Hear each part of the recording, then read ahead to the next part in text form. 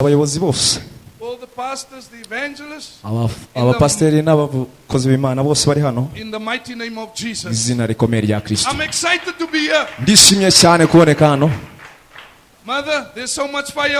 Hari umuriro mwinshi cyane muri we mubyeyi, hari umuriro mwinshi cyane muri mwebwe mw'ababyeyi. Murakomeza, murasunika, muracyasunika, muracyasunika. Hallelujah. Until God shows up. Kugeza igihe ikuzo riza. We must fight until God shows up. Ugomba kurwana kugeza igihe Imana yerekanye. The worship and praise team. Worship abaramyi. You are amazing. Murahambaye. Oh, the fire of God is on you. Umuriro uri gutwika muri mwe. Umuriro uratwika muri mwe. Umuriro uratwika kuri mwe. Hallelujah. Umuriro uratwika muri mwe. Hallelujah. Hallelujah. Oh yes. God is in this place. Mwebwe mwese muri aho. We thank God for the young people. Turashimira Imana kubw'abantu batoya. Jesus loves you. Imana ikunda urubyiruko. Woman of God, the three of you, can you just greet the people, please? Abantu b'Imana bahaguruke Just greet basuhuze the people, show them honor.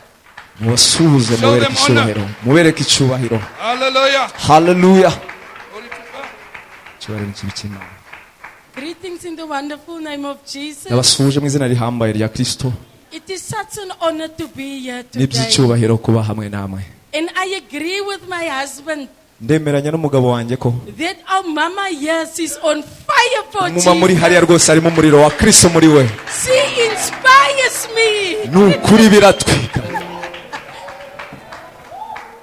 I want to encourage you today. Ndashaka kubashishikariza uyu munsi. Jesus Christ Yesu Kristo loves you very much. arabakunda cyane.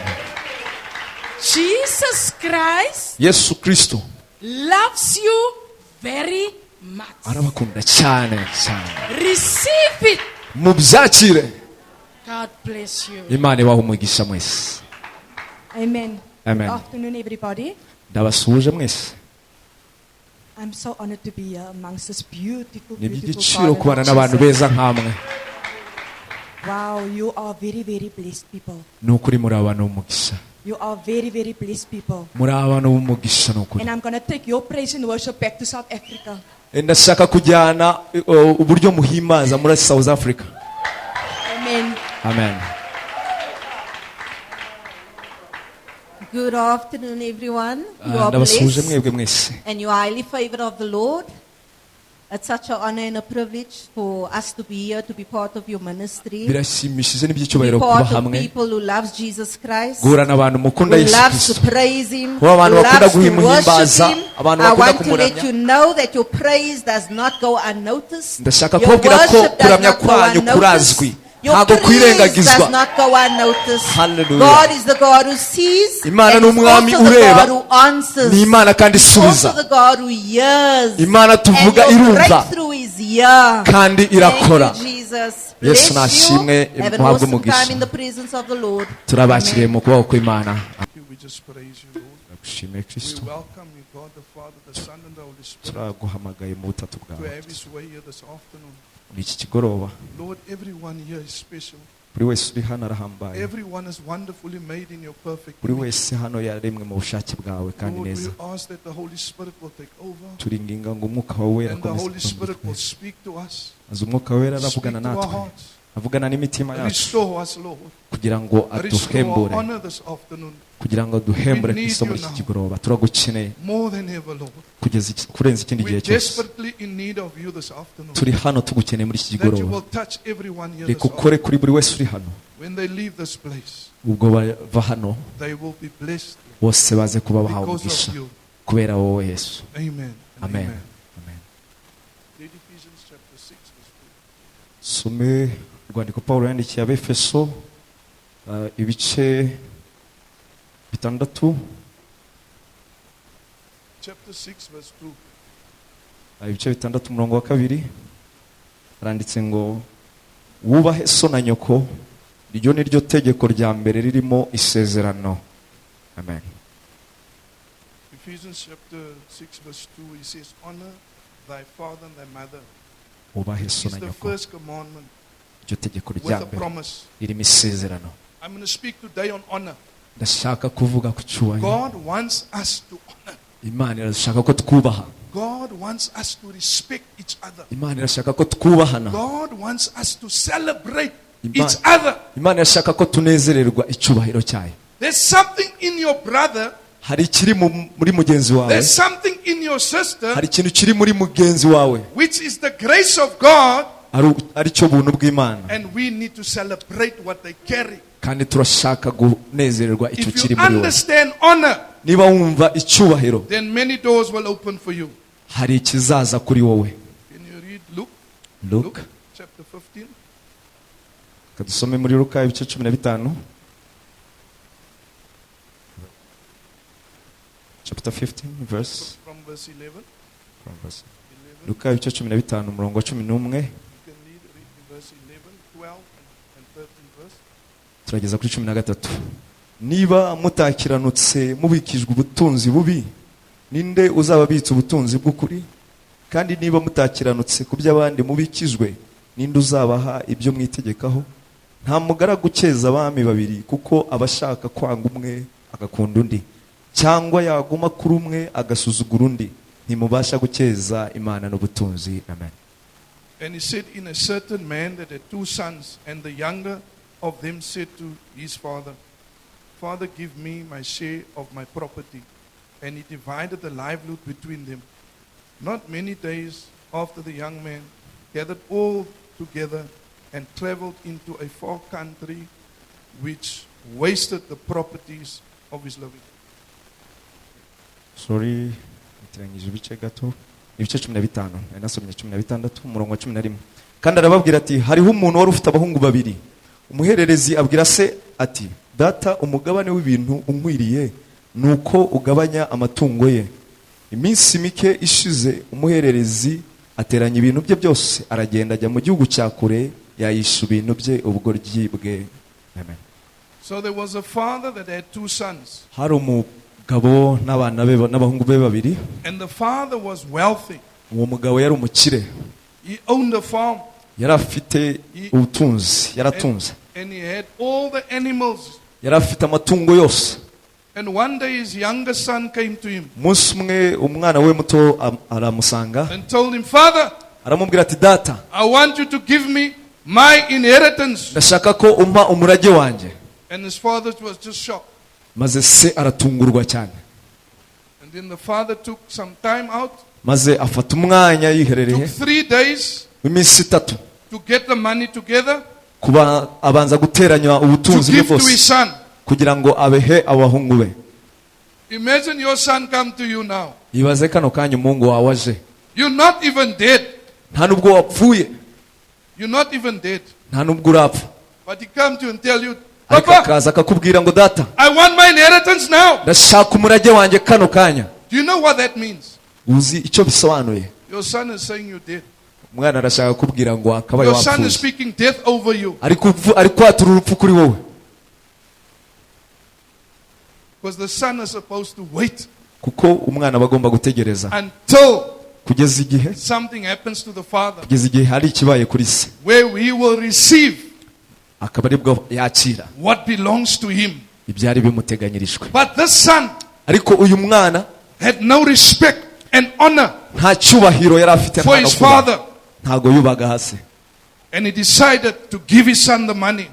Ise afata umwanzuro wo kumuha amafaranga. And then his son went into the world. Maze umwana aragenda ajya mu isi yo hanze. And he went to go and party. Ajya mu birori. He went to nightclubs. Ajya mu maklabu. He was drinking. Yarari kunywa, yarari gusinda. With friends. Hamwe n'inshuti ze. And he finished the money. Maze asoza ya mafaranga yose. And then maze he started to look for a job. Yongera gutangira gushaka akazi. By somebody in that country. Mu gihugu. By somebody that lived in that country. Umuntu wari mu gihugu. They gave him a job. Bamuha akazi. He must look after the pigs. Yagombaga kwita ku ngurube. But there was no food for him. Ariko nta biryo byari muteganyirijwe. And you know the pigs, they eat the pellets. Muziko ingurube zirya ibiryo bisa nabi. He left his father's house. Yasize inzu ya se. Where there was a covering. aho hari prayers. The father was praying for him. aho hari ibiryo byose mu nzu, He was protected by the father's aho prayers. yarinzwe na se, He could eat as much as he liked. yagombaga kurya ibyo ashatse byose, But he decided to leave the presence of the Lord, agafata umwanzuro wo kuva mu kubaho to kw'Imana go into the world. ajya hanze mu isi, And he started to eat the pellets of the pigs. atangira kurya ibisigazwa He by'ingurube, started to walk like a pig. atangira no Because he gutangira was kugenda eating nk'ingurube, kuko the yaryaga pellets, the iby'ingurube, food of the pig. kuko yaryaga ibiryo He by'ingurube, started having a belly atangira like a kugira pig inda because nk'iy'ingurube, he was eating the food kubera of ko yari the kurya pig. ibiryo by'ingurube.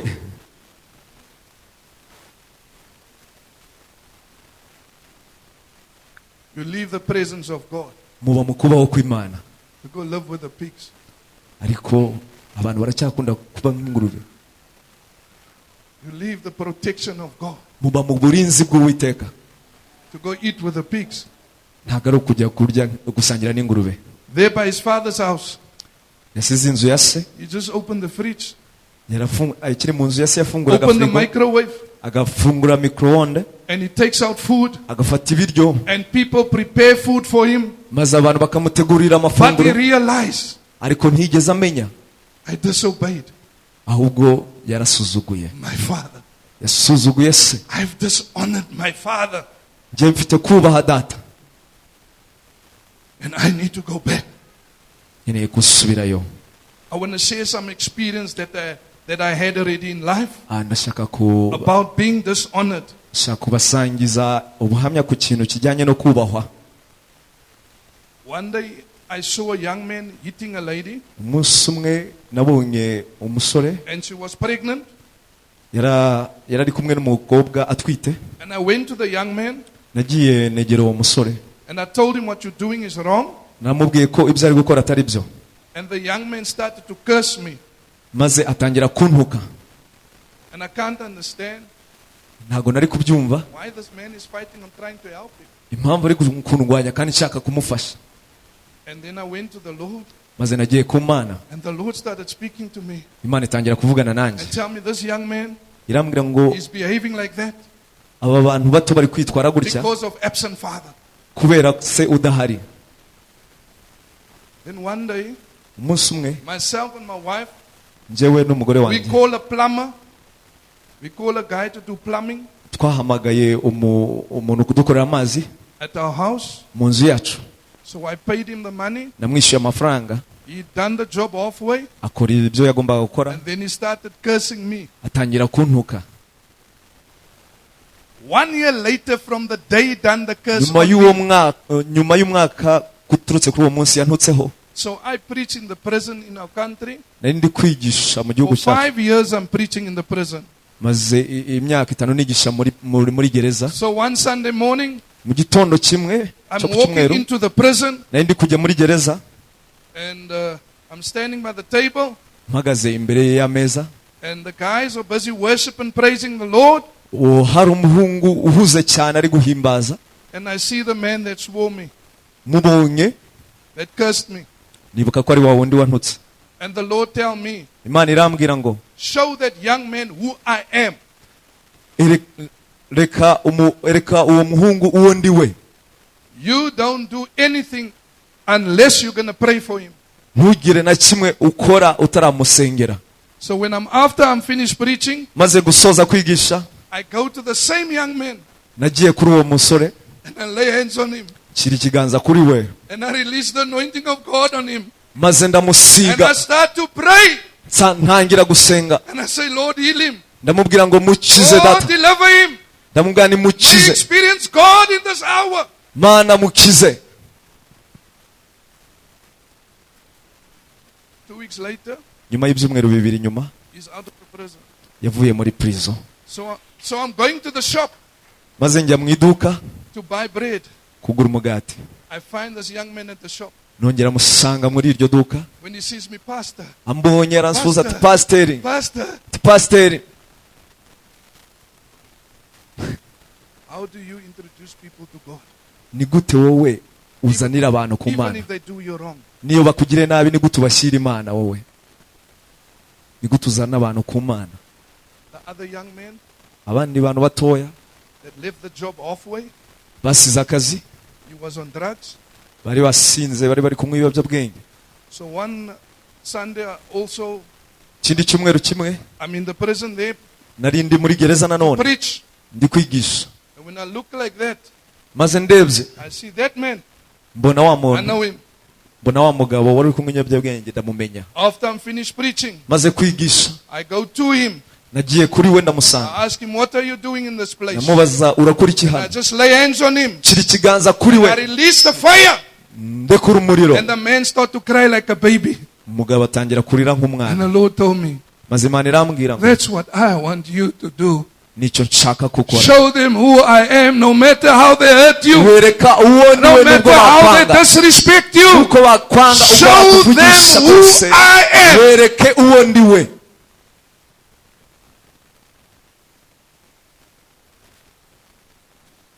How will this generation know Ni gute iki kigereranyo kizamenya that Jesus loves them? ko Yesu abakunda? Ab'iki gihe bazabimenya bate? God wants us as spiritual leaders Imana iradushaka nk'abayobozi bo mu mwuka to act like the fathers they don't have. gukora nka ba data abandi badafite, The father they don't have. gukora nka ba se badafite. But you're a man of God. Mwebwe muri abantu b'Imana, You are filled with the Holy Spirit. muri abantu b'Imana mufite God umwuka can speak wera. through you. Imana iravuga binyuze muri speak to mwebwe them. kugira ngo mubavugishe. Imana irashaka kubavugisha inyuze muri mwebwe, Because we don't come to judge. kuko ntago twaje We come gucirana to imanza, love. We Twaje don't ngo come to dukunde. judge. ntago ducirana imanza, And we ahubwo come to turakunda. love. Twaje gukunda. But we must show them Icyo tugomba kubereka, what the love of Christ look like. tugomba kubereka uko urukundo rwa Yesu What it rumeze, tastes like. tugomba kubereka uko Kristo ameze.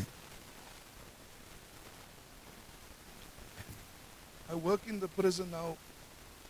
And sometimes Na n'ubu ndacyakora muri gereza rimwe the na head rimwe. of the prison calls me Umukuru wa gereza yarampamagaye and he would tell me akambwira ngo there's some heavy gangsters hari that abanyabyaha want to bakomeye commit their life to the Lord. bashaka guhereza ubuzima bwabo Imana. And he will tell me I must go in a private room, Maze arambwira ngo njye mu cyumba kiherereye, sit with that guy maze mbe ndi kumwe n'abo bahungu, and counsel him. maze mbaganirize. I will spend 3 hours with him. Hari amasaha n'amaranye agera muri Just atatu hamwe nabo, counseling him, muganiriza, praying for him. basengera. The first thing they tell you, Ikintu cya mbere mbabwira, I never had a father. ntago nigeze ngira I data, had to fight for myself. nagombaga kwirwanaho. No one to take care of me. Nta muntu wari uhari wo No one kunyitaho, to love me. nta muntu wari wo kunkunda, No one to buy me clothing. nta muntu wari kungurira imyenda. So I had to break into homes Nagombaga kubyizanira mu rugo and steal kugeza to be a man. ubwo mbaye umugabo. But when Jesus comes Gusa igihe Yesu yaje and he touches that person, maze amukoraho, he changes his life forever. yahinduye ubuzima bwe bwose. You know, those men repent. Abo bantu They bose, repent and they cry like babies, Pastor. abo bantu iyo bari kwihana baba They barira cry nk'abana, like babies barira nk'abana igihe bari under the kwihana, anointing of the Lord. igihe Yesu yabasize. We need to introduce people Turashaka kuzana abantu as fathers to the Lord. nk'ababyeyi babo ku mwami. There is still a chance for your child. Hari ikigomba There guhinduka is ku still a mwana wawe, chance for your daughter. hari ikigomba guhinduka ku But mukobwa God wawe. wants us to introduce them Icya mbere ni uko ugomba kumushyira Jesus. Imana, ubanza umushyire no Yesu. matter what. Ntacyo No matter wirebyeho, what they're going through. ntacyo utitaye ku byo We need to banyuramo, stand on the word of God ugomba kubabwira ijambo and ry'Imana, allow God to be God. maze wemerera Imana kuba Imana.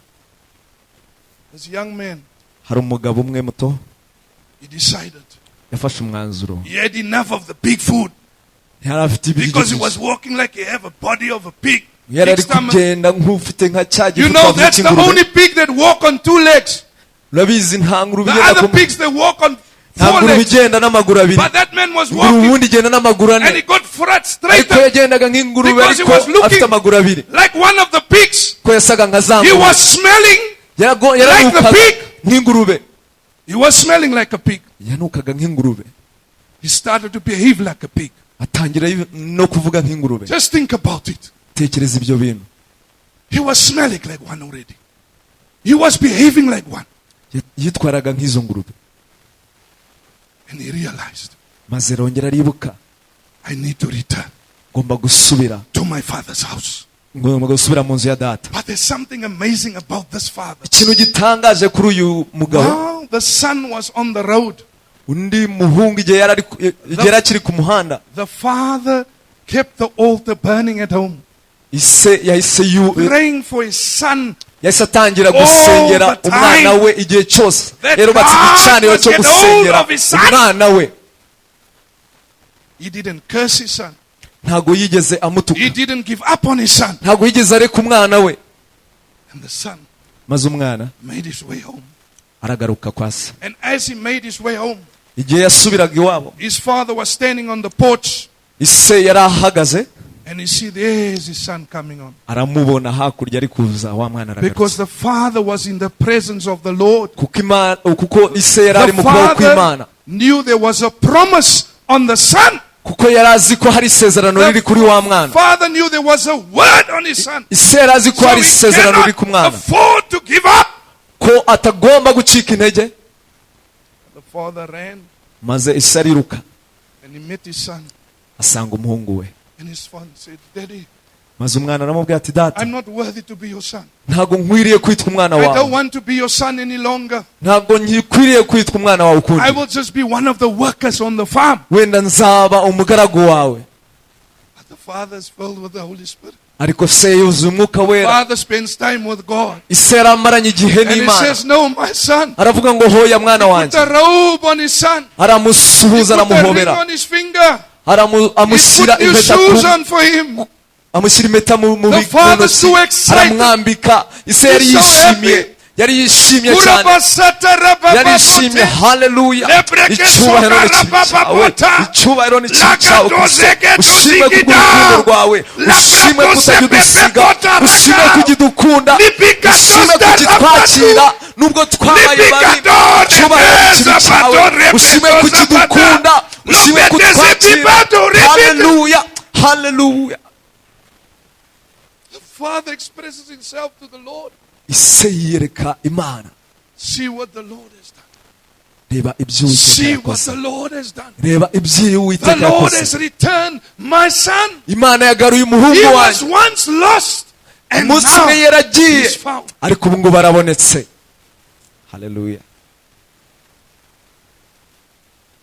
Can your son, Ese umuhungu wawe, I challenge you today, umunsi ndashaka kukubaza, can your son run to you? ese umwana wawe yaza gusanga, Or is your son running away from cyangwa you? umwana wawe araguhunga Because your son is scared of you, Daddy. kuko umwana wawe aragukeneye, Daddy, do you have enough of Jesus in you aragukeneye mu izina rya Yesu, to hold your son kugira ngo that umufate, smells like pig? kugira ngo Do you umufate have nubwo enough yabahunga love in nk'ingurube, nubwo to yabahuka hold your nk'ingurube, son aragukeneye ngo that smells umufate, like pig? aragukeneye ngo umufate nubwo Daddy, yabahuka Daddy, nk'ingurube, Daddy, do aragukeneye, you have enough love aragukeneye. Yesu to aracyafite hold your urukundo son ruhagije that rwo gufata didn't umwana bark wawe for the month? nubwo atabikwiriye, He's stinking. nubwo runuka? Do you have that love, Daddy? Uracyafite urwo rukundo da? Ufite urwo rukundo rwamufata? Do you have it? Urarufite? Do you have it? Ese urarufite? We need our daddies Twese dukeneye ba to data be filled with the Holy Spirit, kugira ngo babuzuye umwuka we, so our daddies can restore our community. kugira ngo bagarure ubusabane Daddies bwacu can n'Imana, restore the church. kugira ngo bubake urusengero, bubake itorero.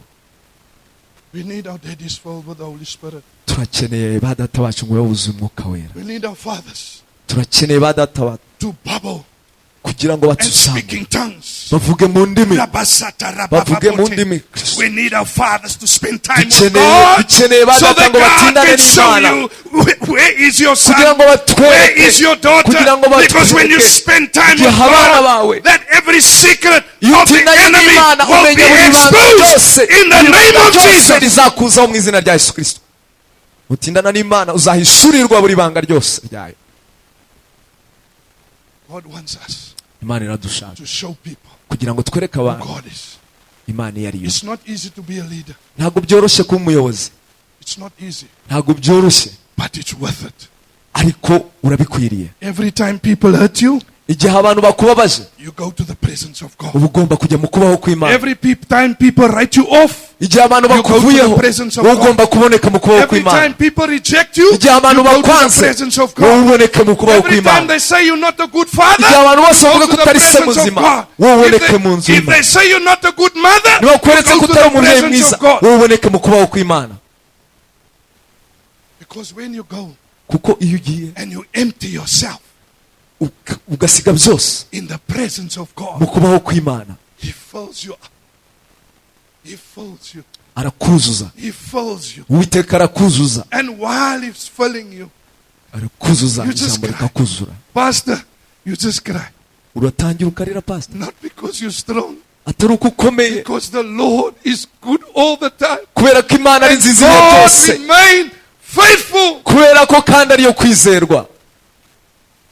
The safest place to be Ahantu heza is hatekanye ho in the kuba presence of ni the mu kubaho Almighty God. kw'Imana.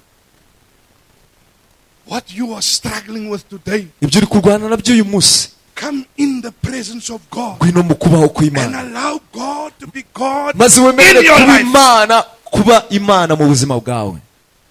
Only God Imana can yonyine restore your family. niyo yonyine yahembura God. umuryango wawe. Can heal your mother. Imana yonyine niyo yakiza Only mama wawe. God can heal your father. Imana niyo yonyine yakiza Only umubyeyi God. wawe.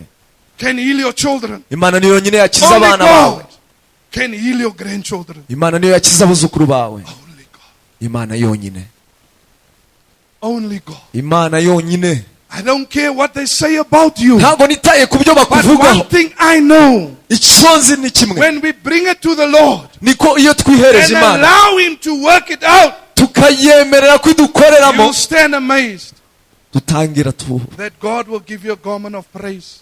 izaguha You ahantu will heza be ho kuba. worshiping God. Izaguha You ahantu ho allow Him to be guhimbariza. God, man. Wemerere Imana iba Imana muri wowe. I'm not strong. Njye ndakomeye, I'm not strong. ntabwo nkomeye nako. It's the Lord that touched me. Imana niyo yonyine The inkoraho. Lord that healed me. Ntabwo ari uko nkomeye, It's the ahubwo Lord that Imana niyo delivered igira me. icyo ikora muri njye. It's the Lord that set me Ni free. Imana yonyine imbohora. And I want to challenge the young people today. Ndashaka kubabwira urubyiruko, When you dishonor iyo mwutubashye your leadership ubuyobozi in the house of God, mu nzu y'Imana, when you dishonor parents, iyo mutubashye ababyeyi, doors close. Doors close. That young man, rubyiruko, because of dishonor, he ate pig food. kubera You were tubashye smelling yagiye like a kurya pig. ibiryo by'ingurube. Because of dishonor. Kubera kutubaha, Why must you eat pig food ni kubera iki warya kurya ibiryo by'ingurube when you can eat lamb? kandi wagomba kurya umwana w'intama? Why must you eat pig food when you can have nice cow meat? Kubera iki wajya kurya ibiryo by'ingurube kandi warya inyama nziza z'inka? Why do you want to eat with the pigs when the Lord is the King of Kings, the Lord of Kubera Lords? iki ushaka kurya ibiryo by'ingurube kandi umwami ari umwami w'abami? Hari Imana He is igira neza, Jehovah Jireh. hari Imana He is ikora, your provider. niwe uguha will byose provide for ukeneye, you. niwe uzaguha ibyo ukeneye byose. Poverty will not know your address. Kubera iki utaza, Poverty will not know kubera your iki utaza aho address. ubarizwa? Poverty will not know your address. Kubera iki utaza aho When you ubarizwa? make Jesus number one, Yesu Kristo ni umugire uwa mbere. you must make Jesus Ugomba kugira number Kristo one. uwa mbere mu buzima bwawe. You must make Jesus number one. Ugomba kumugira uwa mbere mu buzima bwawe. In my marriage, Njye mu rugo rwanjye I've trained my wife. natoje umugore wanjye Jesus is number one in my life. ko Yesu Kristo ari uwa mbere mu And buzima she bwanjye, must make Jesus number one in her life. ko nawe agomba kugira Yesu And uwa mbere mu buzima together, bwawe, maze twese hamwe we make Jesus number one. tugira Kristo wa mbere. I'm not number one in the house. Njye ntabwo nari njye wa mbere mu nzu iwanjye. Jesus is number one. Yesu Kristo ni wa mbere iwanjye, He's number one in our house. niwe wa mbere iwacu, And together, maze twese hamwe we go to the King of Kings. tujya imbere y'umwami And we w'abami, tell him what we need. maze tukamubwira ibyo dukeneye, And he comes through for us. maze akaza ku Because bwacu, we have power of agreement. maze kuko dufite icyo dusezerana nawe. Ndongera mvuga iki? We can't afford dishonor. We can't afford to dishonor people. Twebwe ntabwo twasuzugura abantu. You know, one day, Umunsi umwe I went to a school meeting nagiye mu nama ku ishuri with my brother's grandchild. hamwe n'umwuzukuru w'umuvandimwe wanjye, So he's on drugs. yari ari ku biyobyabwenge. So we're in the principal's office. tujya mu biro bya directeur. And I'm busy checking him.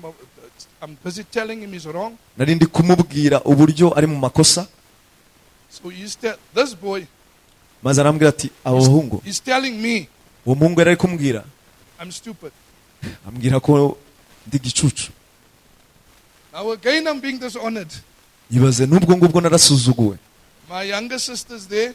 Mushiki wanjye ari aho ngaho. My sister tell him, atangira kumbwira, you better say sorry for Uncle Colin, you don't know him. ugomba usabe uyu muntu You better w'Imana. ask for forgiveness. Ntabwo uzi umuntu Because this is a man of God that's praying utangira for you. umusabe imbabazi kuko uyu ni umuntu w'Imana.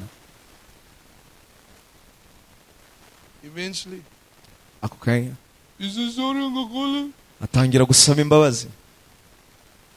And you see, you can be dishonored anywhere in your family. wasuzugurwa aho ariho hose no mu muryango wawe. But how do I behave? How do I behave? ariko nitwara nte iyo maze gusuzugurwa? Anytime I call him igihe cyose muhamagaye and I just lay hands on him, nshyira ikiganza kuri we, I take anointing oil nkafata and amavuta I pray for him. nkamusengera nkamusiga. And he say, Uncle Colin, atangira akambwira ngo you're spoiling my hair. akambwira ngo uri kwangiza umusatsi I say, wanjye. I don't care about your hair, I care about your soul. mbwa ngo ntabwo nitaye ku musatsi wawe, nitaye ku bugingo bwawe. What I'm trying to show you, icyo ndi gushaka kubereka don't give up on your family. ntureke umuryango wawe. You are the priesthood. ni wowe You are the leader in mutambyi, your ni wowe family. mutambyi, ni wowe muyobozi Take your w'umuryango position. wawe. fata umwanya Take wawe, your position. fata umwanya wawe, Take your fata position umwanya wawe, ni wowe and mutambyi, help those that are maze weak. ufashe abo bose badafite intege nke. That's what we're here for. nicyo ngicyo turi hano ngo dukore. We're here to help those. turi hano ngo Need help. dufashe abo bose badukeneye. Some people need help with food. abantu bamwe bakeneye ibiryo, Some people need help with money. abandi bakeneye amafaranga, But some people need help with prayer. ariko abandi bantu bakeneye n'amasengesho. The Bible says in Acts, the book imana of iravuga Acts, mu byakozwe n'intumwa chapter 3, ibice 3 when the men of God came on, ngo igihe umugabo w'Imana the yaje, man was sitting on the street. uwamugaye yari ari ku muryango, He was lame. yari yaramugaye. And they said to him, silver and gold have I none, arangije aramureba but cyane, rise up in the name of Jesus. aramubwira ngo haguruka mu Rise izina up rya Yesu Kristo, in the haguruka mu name of izina rya Yesu Kristo. Jesus. And the young man got up. maze uwo mugabo From arahaguruka. there, he went with the disciples to the house of kuva uwo God. munsi yatangiye kugendana And he n'intumwa mu was nzu, praising God. yatangiye guhimbaza He Uwiteka, received power in his ankles, in his legs. yahawe imbaraga mu And he mavi got up. yewe, atangira guhagarara. You see, sometimes rero God wants you to speak His word imana irashaka kuvuga and ijambo put His ryayo, word into action. irashaka ko uvuga ijambo ryayo Put ukarishyira mu bikorwa. God into action. fata ijambo urishyire mu bikorwa. You must put God into action. ugomba gufata ijambo ukarishyira mu bikorwa. God is action. imana ni ibikorwa, But you must come and do it. ariko ugomba kuza ngo Because ubikore, God wants to do it through you. kuko imana irashaka kubikora inyuze muri wowe. God wants to do it through you, man of God. imana irashaka gukorana God nawe wants to mugabo do it w'Imana. through you. imana irashaka He wants you kugukoreramo. to open your mouth imana irashaka gufungura akanwa and kawe, speak the word of God maze ivugire muri wowe, so that people's lives can be changed. kugira ngo ubuzima bw'abantu Their buhinduke, story will change kugira ngo ubuzima to bw'abantu God's buhinduke, glory. kugira ngo icyubahiro cyawe kizamurwe. Too many people ku bantu benshi are acting like men of God, bitwara nk'abantu b'Imana, but they're sleeping. ariko barasinziriye, They're sleeping. barasinziriye. Carry just a title. icyo bafite ni izina gusa, bafite izina gusa. izina ni iki? They do nothing for Jesus. ariko ntacyo bakorera Yesu, bitwa abakozi b'Imana gusa. God wants imana irashaka ko, His men ishaka ko abantu bayo, ishaka ko abagore bayo to move with fire, kugira ngo bagende nk'umuriro, move with fire, kugira ngo bagende nk'umuriro, to break down kugira ngo and basenye, destroy the plans of the kugira ngo enemy, basenye ibicaniro byose, and kugira ngo batere, rejuvenate bayobore mu the rumuri, children of God. kugira ngo bayobore mu mucyo power abana of the Holy b'Imana, Spirit. kugira ngo bayobore mu mucyo abantu b'Imana.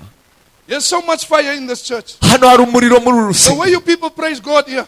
uburyo I was muhimbaza sitting there, Uwiteka, my tears was rolling. nari ndi kubireba amarira Because akagwa, there's so much fire here. kuko hari umuriro There's so much mwinshi muri fire here. mwebwe, hari What umuriro you do with mwinshi so muri much mwebwe, fire? uri gutwika You cyane, can't be normal. uri gutwika cyane, ntabwo You can't wamera be uko normal. waje, Yes, ntabwo too much waguma uko fire. uri, kuko hari umuriro utwika. The devil is scared for the fire. umubi atinya umuriro. Keep the fire of God burning. mugumane umuriro w'Uwiteka, Because he can't enter here. kuko ikibi It's nicyakinjira, too hot for him. umwanzi ntago yabasha kwinjira. The presence of the Lord is in this place. Kubaho kw'Imana kuri muri uyu mwanya. I want to ask the men of God first. Ndashaka kubaza abantu I want b'Imana, the men of God to stand. ndashaka abantu b'Imana ngo The muhagarare. men of God in the whole church to stand. Whoever you are that's serving the Lord, stand up, Uko please. ukorera Imana kose nyemera uruhagarare, nyemera uhaguruke. All the men must stand up, please. Abagabo mwese mugomba guhaguruka. Stand up, men of God. Stand up, men of God. Abantu Wherever you are, abagabo wherever mwese you mugomba are, men of guhaguruka. God, stand up. Because Abagabo I want to mwese pray over you.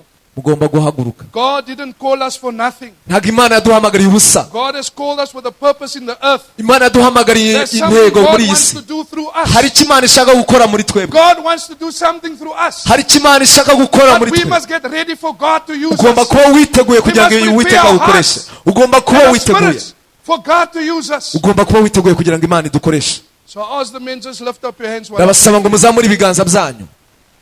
Father, I thank you. Yesu Kristo turagushimiye. I thank you, Lord, Ngushimiye mwami. for the men of God that is standing in your house. Ubwo aba bagabo bari hano, I ask that you will touch them ndakwinginze ngo with great bakoreho. wisdom and understanding. Ngo ubahe ubwenge bwo kumva Break the spirit of delay, no gusobanukirwa, stagnation, kugira ngo of igihugu, robbery kugira ngo ubujura, over the men of God. kugira ngo Lord, kuriganwa I pray kose that kuri you mu will bantu touch b'Imana them kubaveho through the ubuzima. power of your Holy Spirit. Imbaraga z'umwuka wawe wera, Bless their ministries. reka bakumve, Anoint them, Lord. reka ubasige Kristo, Anoint them with your reka fire. ubasige n'umuriro Give wawe, them boldness reka ubasige to stand, Lord, ubahe gushira amanga in your kingdom mu bwami bwawe, to do the will of the Father. kugira ngo bakore ubushake Because you bwawe have Yesu. called them, Lord, kuko uri Imana to make yabahamagaye an impact here in the church. kugira ngo bagire icyo bakora mu Make an itorero, impact in the community. kugira ngo bagire impinduka Make bazana an aho impact, batuye, Lord, in the kugira ngo marketplace. bazane impinduka aho bari hose.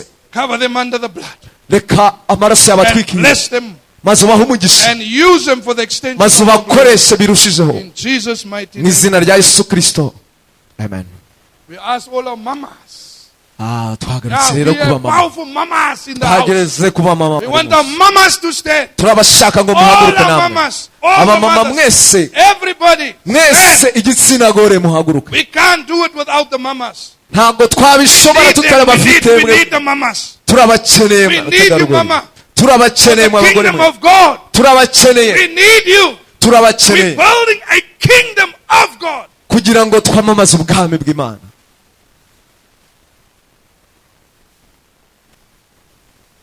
You're representing Icyo muhagarariye, the King of King mamas. So you are blessed. muhabwe umugisha, mwahawe umugisha kuko muhagarariye itorero, muri present itorero. You're representing Jesus. Mwebwe muhagarariye Kristo. You are blessed, mamas. Mukuri mwarahiriwe You are cyane, blessed. mwarahiriwe You are cyane, blessed. You mwarahiriwe are highly cyane, favored by the Lord. mwarahiriwe cyane. Just put your arms up, your hands up. Muzamure ibiganza byanyu. Father, we thank you. Data We turagushimiye, thank you for our mothers. turagushimiye ku Lord, bw'ababyeyi they are bacu, amazing. turagushimiye yuko They are batangaje, special. They turagushimiye, are wonderfully made in barahambaye the perfect image of God. mu ishusho rihambaye May ryawe you Yesu Kristo. empower them. Reka ubahe imbaraga, May you cover them. reka May you ubatwikire, protect them. reka ubarinde, May you use them reka ubakoreshe for the nanone extension of your glory. kugira ngo bagure icyubahiro cyawe, Lord, fill the mothers kugira ngo Yesu Kristo with a unique yitwarire. love Yesu Kristo, for the work of God. kugira ngo ukore, Let them see what God wants them to see. reka babone icyo Let ushaka them ko hear what babona, God wants them to reka hear. bumve icyo mwami ushaka ko We're bumva moving in a season, Lord, muri kino gihe Yesu, that people need to know who God is. ubwo abantu bashaka kumenya ubu Lord, Imana iyo ariyo, use these mothers. reka ubakoreshe Yesu, Use them for the extension of reka your glory. ubakoreshe kugira ngo bagure ubwami Use bwawe, them, Lord. reka ubakoreshe Use mwami, them, Lord. reka ubakoreshe We mwami, release the fire of God over them. uzane umuriro wawe Yesu That you will Kristo, touch them from the crown of their head maze to the ubakoreho soles mu of their mutwe, feet. ubakore In kugeza the ku mighty birenge, name of mu Jesus. izina rya Yesu Kristo. We thank you, Lord, for our mothers. Turagushimiye ku We love our bwabo, mothers. turabakunda, We respect our mothers. turabubaha, We honor our mothers. turabubaha, We celebrate our mothers. tunezerwa Because kubana the nabo, Lord gave these mothers kubera ko Mana to wabahaye us. umugisha. In Jesus' mighty Mu name. izina we rya pray. Yesu Kristo, Amen. amen. Our young people, Urubyiruko stand. muhagarare, Our young people, rubyiruko muhaguruke.